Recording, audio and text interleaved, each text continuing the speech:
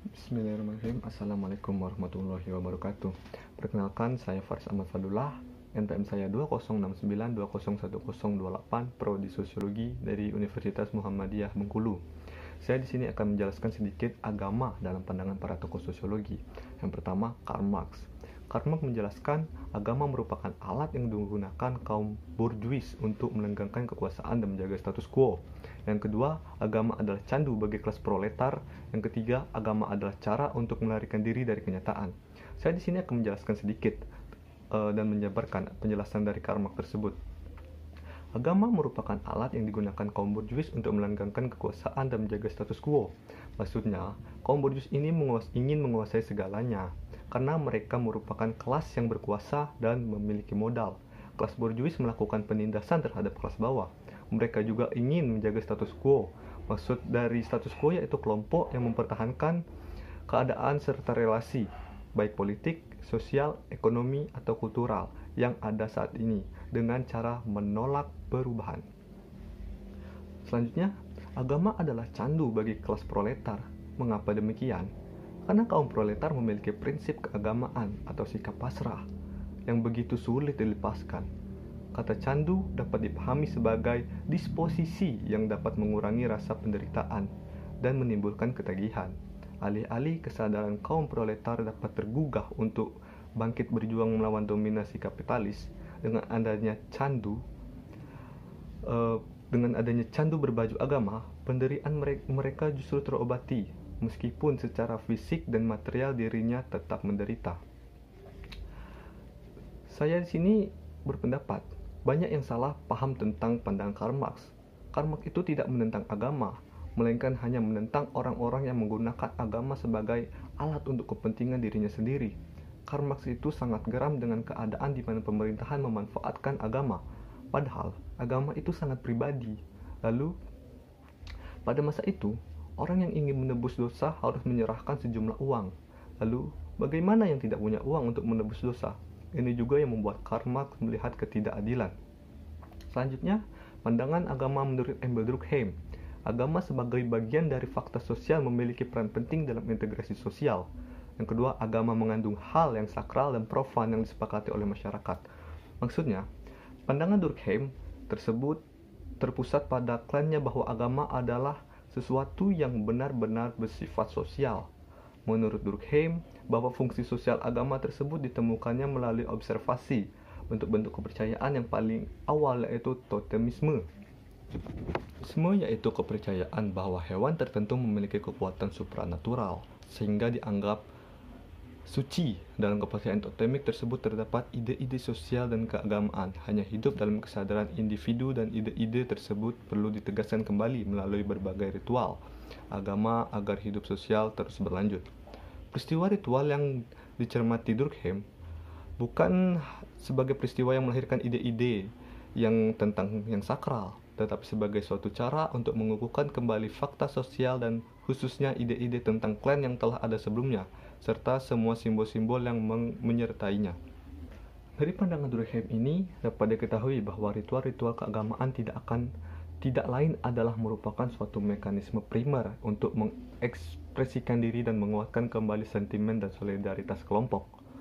Jadi, seluruh pandangan Durkheim tentang agama adalah sesuatu yang amat bersifat sosial. Artinya bahwa dalam setiap kebudayaan, agama adalah bagian yang paling berharga dari seluruh kehidupan sosial. Dengan mengikuti pula profan dan sosial agama, melayani masyarakat dengan menyediakan ide, ritual, dan perasaan-perasaan yang akan menuntun seseorang dalam hidup bermasyarakat. Yang ketiga, Max Weber. Etika Protestan dan spirit kapitalisme. Yang kedua, terdapat pertukaran dan stratifikasi dalam agama.